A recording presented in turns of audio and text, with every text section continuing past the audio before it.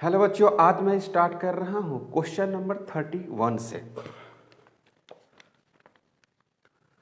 To periodic waves of intensity I1 and I2 pass through a region at same time in the same direction. The sum of the maximum and minimum intensities is। आपको सवाल में दिया हुआ है कि I1 है, यहाँ पर I1 और I2 दो इंटेंसिटी दिया हुआ है। ओके, तो इसमें I अगर हम मैक्स की बात करें, I मैक्स की, तो क्या लिखते हैं? इंटेंसिटी का फॉर्मूला I1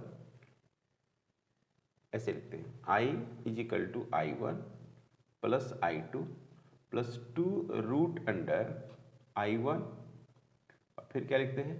I2 और कॉस फाई लिखते हैं। और फाई इक्वल टू यहाँ पर लिखेंगे 0, तो कॉस जो फाई होगा उसको लिखेंगे क्या? कॉस 0, तो cos phi is equal to 1 होगा मैक्सिमम पर, है ना। तो मैक्सिमम के लिए अगर हम लिखेंगे तो यही वैल्यू का यूज करेंगे, I1 plus I2 plus 2 root under I1 और फिर क्या हो जाएगा? I2, है ना। फिर वैसा ही फाई इज इक्वल टू पाई लिखेंगे मिनिमम के लिए, तो कॉस पाई या कॉस ऐसे लिखते हैं, कॉस फाई और कॉस पाई, तो कॉस जो फाई है उसको लिखेंगे क्या? -1, इस तरह से करेंगे। तो आई मिनिमम होगा, I minimum is equal to I1 plus I2 minus 2 root under I1 और I2 ऐसे लिखेंगे। तो I आपको दोनों को जोड़ चाहिए था ना, दोनों का सम चाहिए, तो I is equal to I max plus I mean. इसको जोड़ेंगे तो क्या मिलेगा बच्चों? I max plus I mean.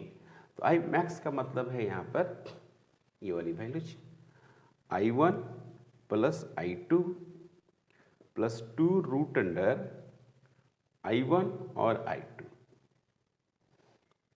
है ना। और बस ये हो गया, और plus I1 I2 minus 2 root under I1 और I2, ये और ये कैंसिल हो जाएगा, तो यहाँ पर क्या मिलेगा आपको? 2 times I1 plus I2, 2 times I1 plus I2, और यही हो गया रिजल्ट। और ऑप्शन अगर आप देखेंगे तो आपको ऑप्शन में बी मिल रहा है, मतलब कि बी ऑप्शन जो है वो करेक्ट ऑप्शन दिखा रहा है। क्वेश्चन नंबर 32 में है,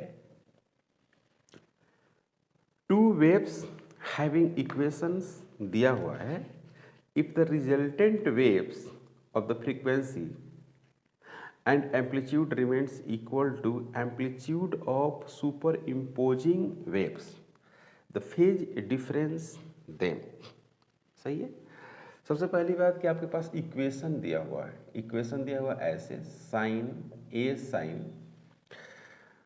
omega t minus k x plus फाई1 x2 इज इक्वल टू दिया हुआ है ए और sine omega t minus k x, अब प्लस क्या दिया हुआ है? फाई2 दिया हुआ है। ओके, तो यहाँ पे क्या दिखा दे रहा है? इसके लिए अगर हम बात करें तो यहाँ पर a1 बराबर क्या दिया हुआ है? a1 बराबर a दिया हुआ है। इसके द्वारा अगर आप देखते हैं तो a2 बराबर क्या दिया हुआ है? a दिया हुआ है। और अकॉर्डिंग टू क्वेश्चन जो ए आर होता है रिजल्टेंट, वो भी ए है, तो आपको क्या निकालना है? डेल्टा फाई या simply phi is equal to what, यही कैलकुलेट करना है आपको। समझ में आया बात? आया बच्चों समझ में? तो आप इस तरह से आप इक्वेशन पढ़े होंगे, इस तरह से कि ए जो आर होता है रिजल्टेंट एम्पलीट्यूड अंडर रूट होता है, और ए का A1 का स्क्वायर प्लस A2 का स्क्वायर प्लस 2A1 A2 और cos 5 होता है। ये होता है, यही आपको निकालना है फेज डिफरेंस। तो इसको आप ऐसे लिख सकते हैं, देखिए अकॉर्डिंग टू क्वेश्चन ये सारे वैल्यू लिखिए। तो इसको ए का स्क्वायर कर दीजिए, इसका भी ए स्क्वायर बिल्कुल, ये भी हो गया ए स्क्वायर बिल्कुल, plus 2A square into cos 5। तो यहाँ पर क्या लिखेंगे, ए स्क्वायर फिर 2A स्क्वायर प्लस फिर 2A स्क्वायर कॉस कितना 5। इसको सोल्व करेंगे, इधर लेकर आएंगे तो कितना हो जाएगा, minus A square equal to 2A square cos 5 ऐसे। तो कॉस जो 5 होगा वो क्या हो जाएगा, -1/2। यहाँ पे क्या लिखेंगे, cos 5 equal to cos 120 degree, है ना। तो 5 इजिकल टू क्या आ जाएगा, 120 डिग्री। लेकिन आपको जो इसमें ऑप्शन जो दिया हुआ है वो डिग्री में नहीं देकर रेडियन में दिया हुआ है। तो आप जानते हैं कि 180 degree equal to pi radian होता है। तो 1 degree equal to pi divided बटे 180 हो जाएगा रेडियन। तो यहाँ पर लिखेंगे 5 इजिकल टू 120, 1 डिग्री यहाँ पर पाई डिवाइडेड बटे 180, ये कट जाएगा, है ना। तो 6 से अगर हम इसको डिवाइड करें 6 से, तो 2 पाई डिवाइडेड बटे 3, यही आंसर होगा। और ऑप्शन में अगर आप देखते हैं तो आपको मिलता है बी। तो बी इसका ऑप्शन हो गया। क्लियर, इसका भी ऑप्शन बी और इसका भी ऑप्शन बी है। Number 33, the equation of 2 waves acting in perpendicular direction are given. 2 waves से आपको कुछ ऐसा दिया हुआ है। तो x इजिकल टू जो दिया हुआ है, x इक्वल टू दिया हुआ है a cos bracket omega T plus del, omega T plus del ऐसे। दूसरा दिया हुआ है y equal to a cos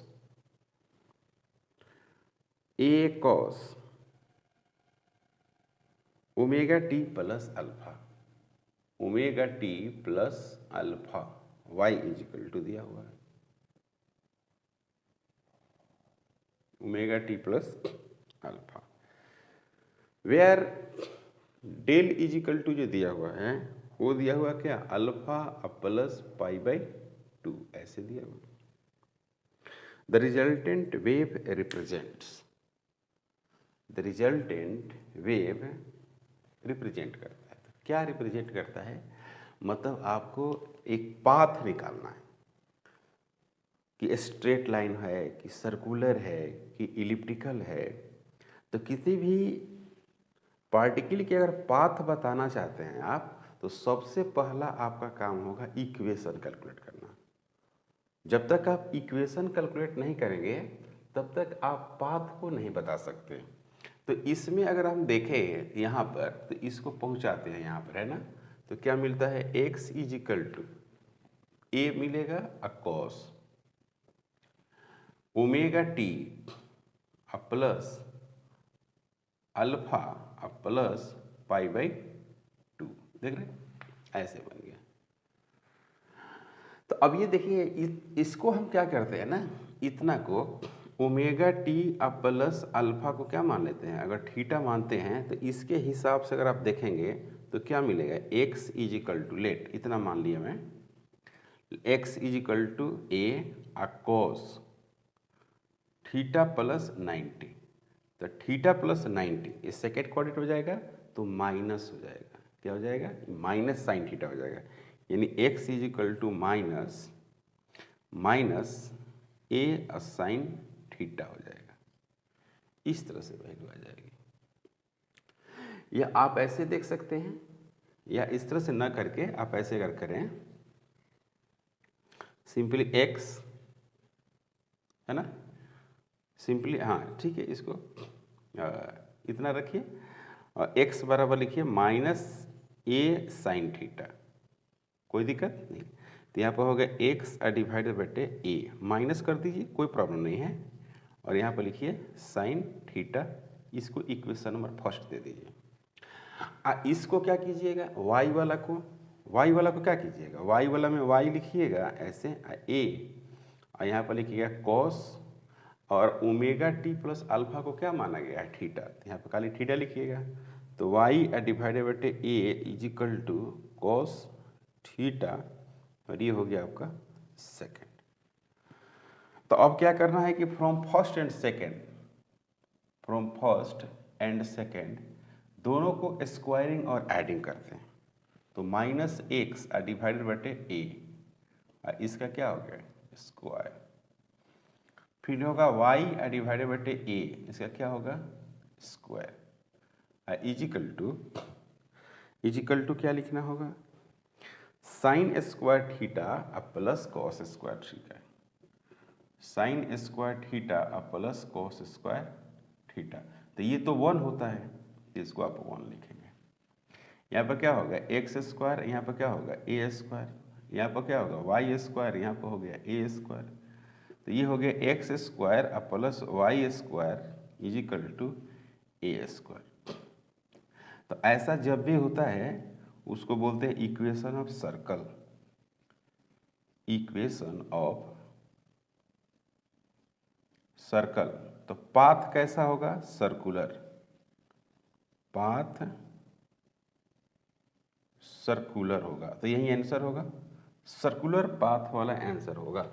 तो इसकी ऑप्शन अगर देखा जाए तो आपको बी, इसका भी ऑप्शन क्या है बी है, बी पार्ट इसका भी करेक्ट है। Good out. क्वेश्चन नंबर 34 क्या कह रहा है, 34 question number, a tuning fork with frequency 800 Hz produces resonance in resonance column tube with upper end opened and lower end closed by water surface. Okay. Successive resonance are observed at the length 9.75 cm, 31.25 cm and 52.75 cm. The speed of sound in air is, आपको क्या बताना है speed of sound बताना है। तो सबसे पहली बात की जो फ्रीक्वेंसी है, फ्रीक्वेंसी वो क्या हो गया 800 Hz होगा, 800 Hz होगा। तो यहाँ पर क्या हो गया, यहाँ पर L1 इजिकल टू जो हो गया 9.75 सेंटीमीटर, और L2 इजिकल टू जो है L2 इजिकल टू 31.25 सेंटीमीटर, फिर L3 इजिकल टू जो है 52.75 सेंटीमीटर, ये हो गया। ओके। तो हमको क्या करना, speed of sound in air निकालना है। तो पहली बात यहाँ पर ये है कि एक साइड ये ओपन है, अलग साइड में क्या है, एक साइड में क्लोज है, और क्लोज किसके द्वारा दिया हुआ है, ये कह रहा है कि क्लोज जो किया गया है वो वाटर के द्वारा किया गया है। ये मान सकते हैं आपकी यहाँ पर वाटर है, कोई प्रॉब्लम नहीं है, ये वाटर हो गया, वाटर के द्वारा ये क्लोज कर दिया गया है। तो इसको कहेंगे क्लोज ऑर्गन पाइप। एक्चुअली क्या है क्लोज्ड, ऐसे क्लोज्ड ऑर्गन पाइप इसको आप कह सकते हैं, वाटर के द्वारा। और यहाँ से कोई वेव आएगा तो ऐसे टकराता है, और यहाँ से इसे ऐसे टकराता है। तो इसकी एक लंबाई होगी, एक ये लंबाई हो गई एल हो गई, है ना, ये एल। तो ये एल कितना है, ये λ/2 है। आप देख रहे हैं आप कितना है बच्चों, ये λ/2 है लेंथ, है ना। तो ये जो क्वेश्चन जो दिया हुआ है इसके हिसाब से अगर देखें, जैसे L2 में से आप क्या घटा दीजिए, L1 घटा दीजिए, वो बराबर आएगा L3 में से आप L2 घटा दीजिए, ये बराबर वैल्यू जाएंगे। और ये लेंथ कितने हैं, कैपिटल L है। तो ये जो वैल्यूज है वो कितना हो जाएगा λ/2। अब इसको आप घटा कर देख लीजिए, किसी एक को घटाइए, जैसे L2 में से आप हाँ, L2 में से L1 घटाइए, L2 आपको ये है, घटा दीजिए L2, तो L2 हो गया आपको 31.25 minus L1 9.75 equal to lambda divided बटे 2। क्लियर? तो यहाँ पर देखिए 5 में से 5 हटाइएगा 0 हो जाएगा, 12 हो जाएगा, ये 12 में से 7 जाएगा 5 हो जाएगा, ठीक है। फिर पॉइंट आ जाएगा, यहाँ 30 हो गया, होता है ना, 30 हो गया, आई 9 है, ये कितना हो जाएगा 21 इजिकल टू लेमडा डिवाइडेड बटे 2। तो लेमडा इजिकल टू क्या मिलेगा बच्चों, यहाँ पर हो गया 5 इंटू 2 10, तो 0 फिर 0 पॉइंट, और यह हो गया 21 42 और 1 43 हो गया, इतना सेंटीमीटर है। तो लेमडा इजिकल टू आ गया 43 सेंटीमीटर, और फ्रीक्वेंसी आपको दिया हुआ है बच्चों 800, और लेमडा आपको मिल गया। तो जब लेमडा मिल गया और फ्रीक्वेंसी मिल गया तो आप काफ़ी आसानी से स्पीड को कैलकुलेट कर सकते हैं। तो फार्मूला आप क्या लिखिएगा, फार्मूला आप क्या लिखेंगे बच्चों, फार्मूला लिखेंगे v equal to v equal to frequency into lambda. आपको क्या निकालना है, आपको निकालना है v निकालना है। तो v इजिकल टू फ्रीक्वेंसी दिया हुआ 800 और ये दिया हुआ बच्चों 43 सेंटीमीटर, तो सब SI यूनिट में है तो आप 2 कर सकते हैं, और इससे इसको कैंसिल कर सकते हैं। तो ये हो गया 4 3 इंटू 8, तो 8 इंटू 3 24 होगा, और 8 इंटू 4 32, और फिर क्या हो गया 2 34 मीटर पर सेकेंड, और ये हो गया क्या आंसर, भी हो गया। और ऑप्शन अगर आप देखेंगे तो 34 का सी ऑप्शन है, ठीक है बच्चों, तो सी यही होगा आंसर, सी। काफ़ी अच्छा क्वेश्चन आप कर सकते हैं, काफ़ी अच्छा क्वेश्चन है। Question number 35, a tuning fork is used to produce resonance in a glass tube. एक ग्लास ट्यूब है, उसमें आप रिजोनेंस प्रोड्यूस करा रहे हैं। The length of air column in this tube can be adjusted by a variable piston. एक variable piston उसमें लगा हुआ है। इसका मतलब ये हुआ कि इस तरह से एक ट्यूब है, ठीक है बच्चों, इसमें क्या कर दिया, एक पिस्टन फिट कर दिया इसके अंदर, ऐसे यहाँ पर पिस्टन फिट कर दिया, ये पिस्टन हो गया इस तरह से, और ये ऊपर नीचे जा सकता है, देख रहे हैं ना, ये अप डाउन हो सकता है, मतलब कि पिस्टन को आप आगे पीछे कर सकते हैं।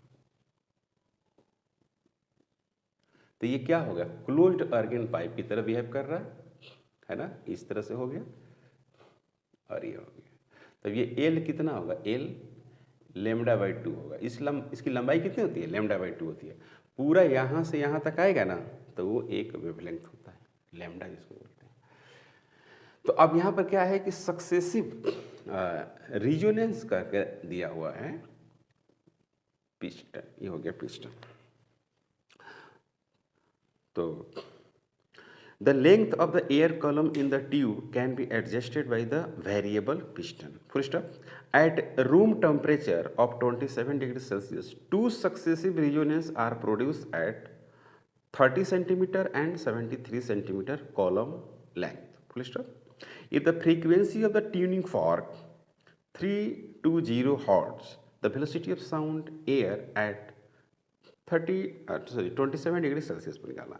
सबसे पहली बात ये है कि यहाँ पर L1 इजिकल टू दे दिया है, L1 है आपको 20 सेंटीमीटर, फिर आपको L2 दिया हुआ है, और L2 है आपको 73 सेंटीमीटर, है ना। तो यहाँ पर क्या हो गया, L2 minus L1 is equal to capital L। तो L is equal to 73 minus 20, तो capital L is equal to कितना हो गया 3 हुआ, और यहाँ पर क्या हो गया 5 हो गया, ये हो गया सेंटीमीटर।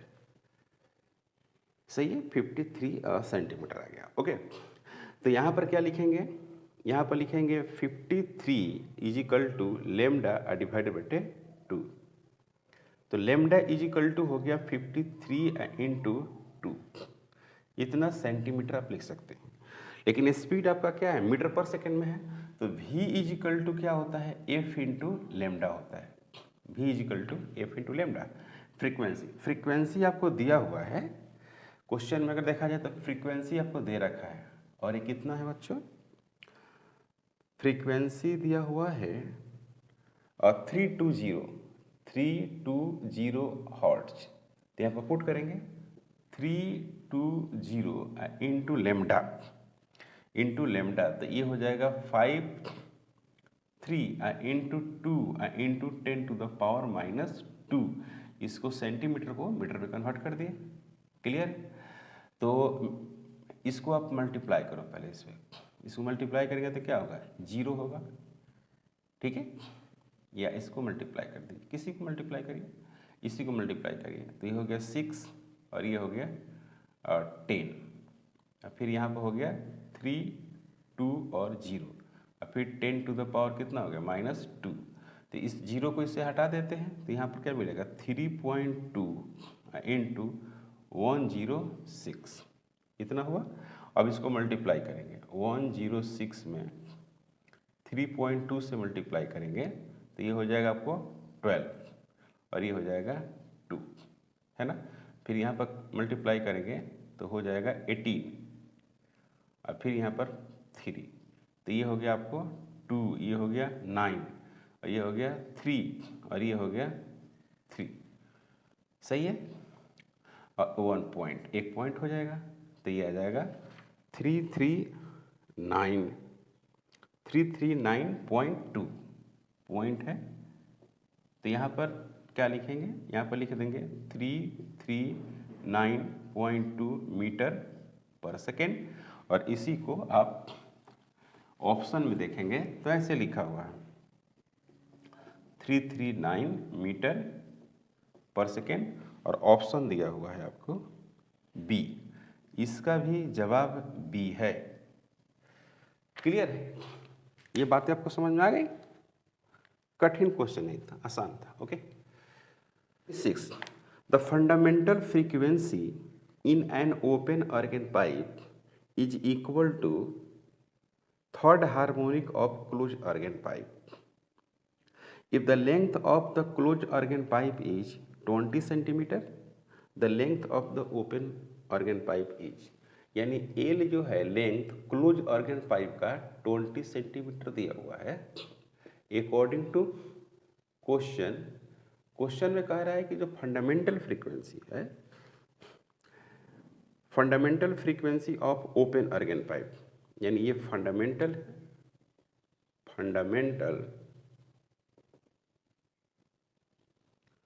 फ्रीक्वेंसी किसका, ओपन ऑर्गन पाइप का, ओपन ऑर्गन पाइप का बराबर है third harmonic of close organ pipe, third harmonic of closed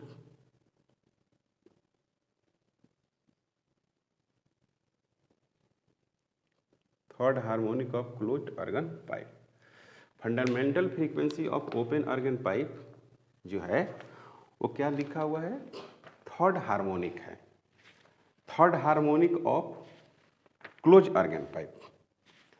तो ये हम लोग को मालूम है, फार्मूला बेस्ड क्वेश्चन है, फार्मूला आप पुट करेंगे रिजल्ट आपको आ जाएगा। तो क्लोज ऑर्गन पाइप में अगर हम थर्ड देखें तो क्या लिखेंगे, अभी दोनों का सेम होगा। ओपन ऑर्गन पाइप अगर देखेंगे, ओपन ऑर्गन पाइप और फंडामेंटल का, तो दोनों साइड जब ओपन होता है वो तो कैसा होता है, 2v/L होता है। तो देखिए 2v/L 2L, NV/2L general formula लिखते हैं NV/12, तो फंडामेंटल के लिए लिखेंगे तो V बटे क्या लिख देंगे, 12 लिखेंगे। ये ओपन का है, ओपन का है। और यहाँ पर क्या लिखेंगे, 3 लिखेंगे, 3V डिवाइडेड बटे 4 लिखेंगे, थर्ड है।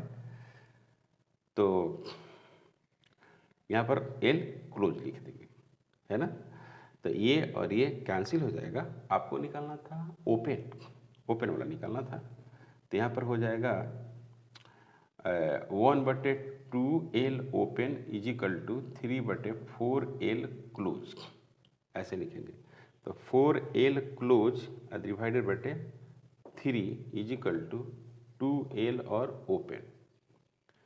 L open is equal to 4L close divided बटे 3 इंटू 2, यहाँ पर 2 हो गया। तो L open is equal to 2L close divided बटे 3, है कि नहीं। यानी कहने का मतलब है कि L जो ओपन है, L ओपन वो क्या हो गया, 2 into L close, 2 into L close. और L क्लोज का अगर वैल्यू देखा जाए तो कितना दिया हुआ है, 20 सेंटीमीटर दिया हुआ है। तो ये हो गया आपका 3 हो गया। तो यहाँ पर हो गया 4 सेंटीमीटर डिवाइडेड बटे 3, ये हो गया L ओपन। अब L ओपन का वैल्यू जा गया 40/3। तो इसके हिसाब से अगर ऑप्शन आप देखेंगे तो 13 से अगर करेंगे, है ना, 13.33 आएगा सेंटीमीटर। तो L ओपन, तो ऑप्शन तो दिया हुआ है, ए ऑप्शन ही है इसमें, ए ऑप्शन। तो यही हो गया आंसर। इस टाइप के सवाल आपको।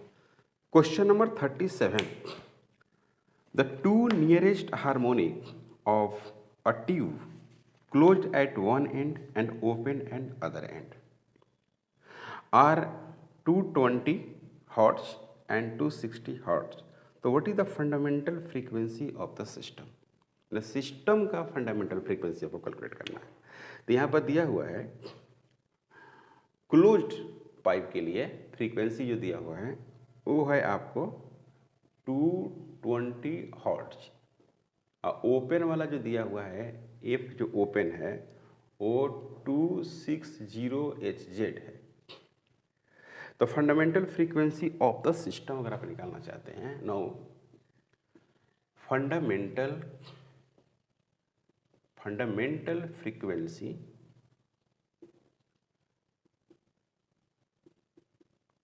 Of system, fundamental frequency of system, तो ये हो जाएगा F is equal to F open minus F क्या, क्लोज। तो F जो ओपन है वो क्या है 260 माइनस 220, तो इसको लिखेंगे 0.4 लिखेंगे, HZ होगा। तो यही आंसर होगा। और ऑप्शन देखा जाए तो ऑप्शन में आपको मिलेगा सी ऑप्शन इसका करेक्ट है। Question number 38, the second overtone of an open organ pipe has the same frequency as the first overtone of the closed organ pipe. L metre length, the length of the open organ pipe, ठीक है। तो open organ pipe देखिए, open organ pipe का frequency अगर बात करें, है ना, तो इसकी जो फ्रीक्वेंसी होती है FN लिखते हैं हम लोग, तो NV डिवाइडेड बटे 2L लिखते हैं। तो यहाँ पर क्या लिखना है हमको, फर्स्ट ओवरटोन,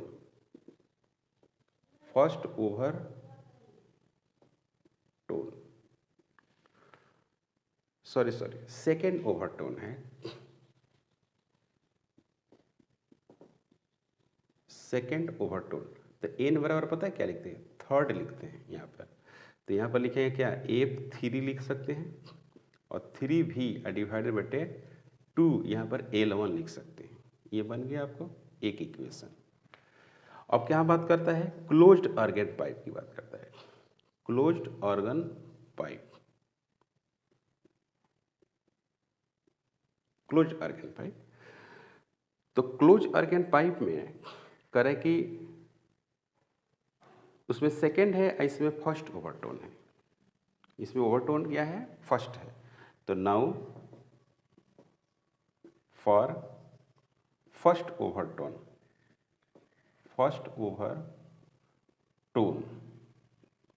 तो इसमें जो हम लोग फार्मूला लिखते हैं, इसमें वो लिखते हैं आपको F N is equal to 2n-1 into V divided बटे 4l, ऐसा लिखा जाता है। तो यहाँ पर है कि फर्स्ट ओवरटोन, तो n बराबर 2 कर देंगे, तो 2 दूना 4, 1 घटेगा 3। इसमें भी वही बात आ रही है। तो F3 की बात करते हैं, सॉरी F2, मतलब कि सेकेंड फर्स्ट ओवरटोन, तो n बराबर 2 रखते हैं, ये आपको मालूम है। तो 2 इंटू 2 -1 इंटू वी डिवाइडेड बटे 4l2, ठीक है। तो यहाँ पर F2 इजिकल टू क्या हो गया बच्चों? v बटे 4l2 हो गया, सही है। ये हो गया B। अब अकॉर्डिंग टू क्वेश्चन के अकॉर्डिंग अगर देखा जाए तो क्या लिखना है? यहाँ पर लिखना है F3 डिवाइडेड बटे F2 हो गया। F3 इजिकल टू क्या हो गया? 3v डिवाइडेड बटे क्या लिखना है?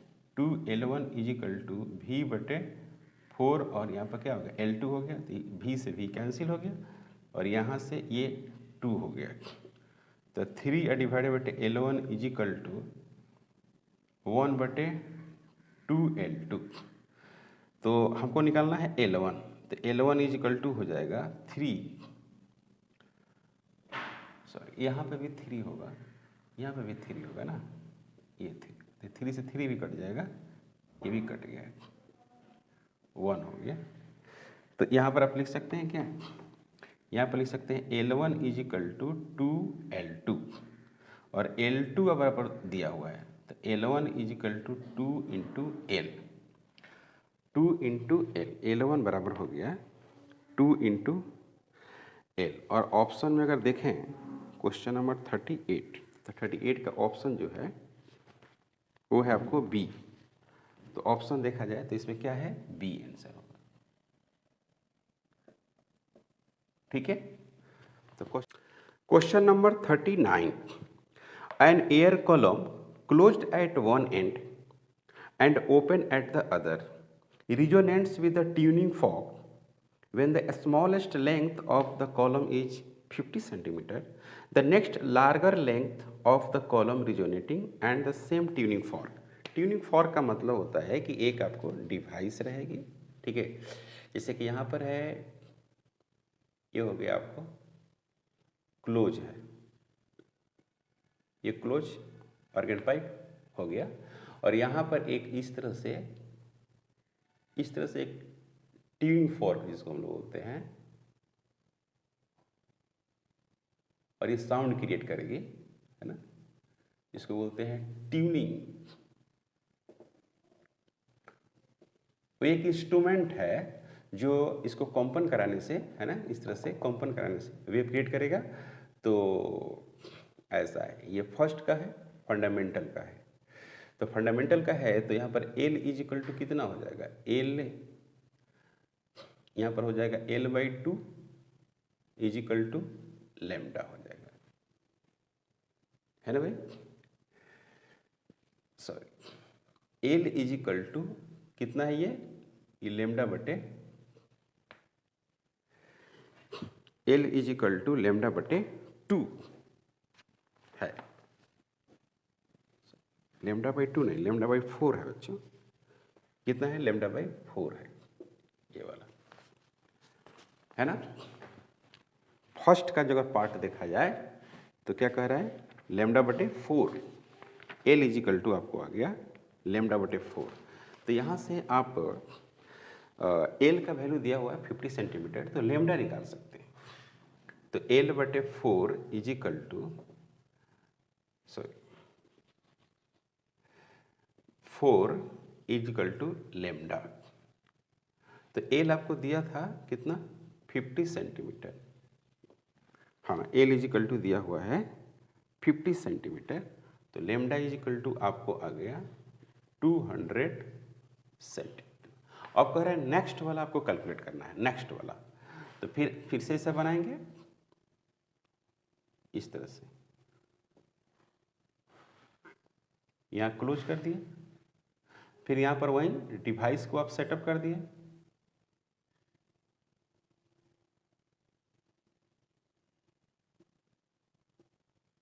इस तरह से ऐसे डिवाइस को सेटअप कर दिए। क्लियर? अब क्या होगा कि यहाँ पर आप बनाएंगे इस तरह से और यहाँ से ऐसे बनेगा, फिर यहाँ पर ऐसे आकर और यहाँ ऐसे, फिर यहाँ से ऐसे आकर फिर ऐसे बन जाएगा। तो ये वाला तो λ/2 हो गया, और फिर ये हो गया λ/4। मतलब कि नया जो L डैश मिलेगा, L डैश वो मिलेगा इस तरह से λ/2 प्लस λ/4 ऐसे मिलेगा। तो L डैश जो होगा, L डैश वो क्या मिलेगा आपको, λ/2 बाहर ले सकते हैं, यहाँ पर मिलेगा 1 प्लस 1/2, तो यहाँ पर हो गया λ/2, तो यहाँ पर हो गया 3/2, तो यहाँ पर क्या हो गया 3λ/4 L डैश। को डाउट? तो L जो डैश आया, L dash is equal to 3/4 और लेमडा का वैल्यू यहाँ से निकाल कर पुट करेंगे 200 इतना हो गया, तो ये हो गया 50, तो ये हो गया 150 सेंटीमीटर, ये हो गया आंसर। और ऑप्शन अगर देखा जाए तो ऑप्शन में क्या है, ए ऑप्शन है। समझ में आया बच्चों? फर्स्ट में जो था, फर्स्ट का वो ए का, और दूसरा जो सेकेंड मैक्सिमम लेंथ निकलेगा सेकेंड, तो सेकेंड में इसी तरह से बनाता है, मतलब कि ऑड मल्टीपल होता है λ/4 का। अगर लंबाई को चेक करेंगे तो पढ़े होंगे आप कि odd multiple. Question number 40, a string is stretched between two fixed separated by 75.0 centimeter. It is observed to have the resonance frequency 420 Hz and 315 Hz. There are no other resonance frequency between these two. The lowest resonance frequency for this string is, lowest resonance frequency की बात करते हैं। तो सबसे पहली बात की जो है Fn is equal to NV divided बटे क्या होता है, 12 फार्मूला होता है, ऐसे हम फार्मूला लिखते हैं, ओके, n के लिए। तो लोवेस्ट के लिए आप क्या लिखते हैं, लोवेस्ट के लिए लिखते हैं n इज इक्वल टू 1, आप लिख देते हैं। लोवेस्ट फ्रीक्वेंसी की बात करते हैं, फंडामेंटल फ्रीक्वेंसी की भी बात आप कर सकते हैं। अब यहाँ पे जो है लोवेस्ट फ्रीक्वेंसी, तो आप क्या लिखेंगे, एक Fn अगर आप लिखते हैं तो NV डिवाइडेड बटे क्या लिखते हैं, 12 लिखते हैं, बिल्कुल। और नेक्स्ट वाला जो लिखते हैं, नेक्स्ट वो क्या लिखेंगे, n+1 इंटू भी डिवाइडेड बटे क्या लिखेंगे, 12 लिखेंगे। क्लियर? अब इसमें आपको दो फ्रीक्वेंसी दिया हुआ है, एक यहाँ पर साइड में देख लीजिए, यहाँ पर लिखा हुआ है एक F1 दिया हुआ है और एक F2 दिया हुआ है। एक फ्रीक्वेंसी जो है रिजोनेंस फ्रीक्वेंसी में 420 हर्ट्ज, और दूसरा फ्रीक्वेंसी है 315 हर्ट्ज, 315 हर्ट्ज, इस तरह से दिया हुआ वैल्यूज। डिफरेंस बिटवीन फ्रीक्वेंसीज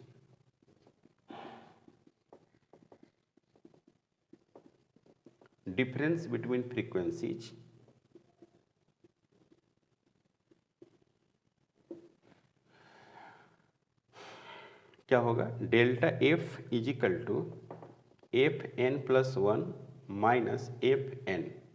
तो यहाँ पर क्या लिखेंगे, यहाँ पर लिखेंगे n+1 इंटू भी डिवाइडेड बटे 2l माइनस NV डिवाइडेड बटे 2l, यानी V डिवाइडेड बटे क्या होगा, 2l होगा, एन प्लस 1 माइनस एन होगा।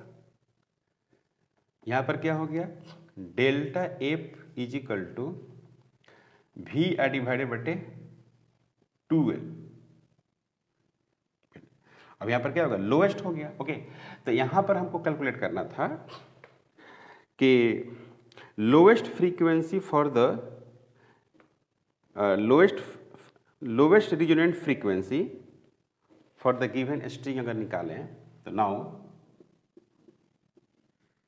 Now lowest frequency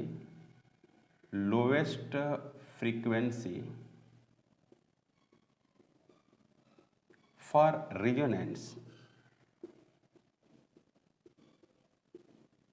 resonance equal to f1 minus f2 420 minus 315। इसको सोल्व करेंगे तो यहाँ पर मिलेगा 5, यहाँ पे मिलेगा 1 तो 0 हो जाएगा, और यहाँ पर मिलेगा 1। इतना हर्ट्ज होगा, यही आंसर होगा।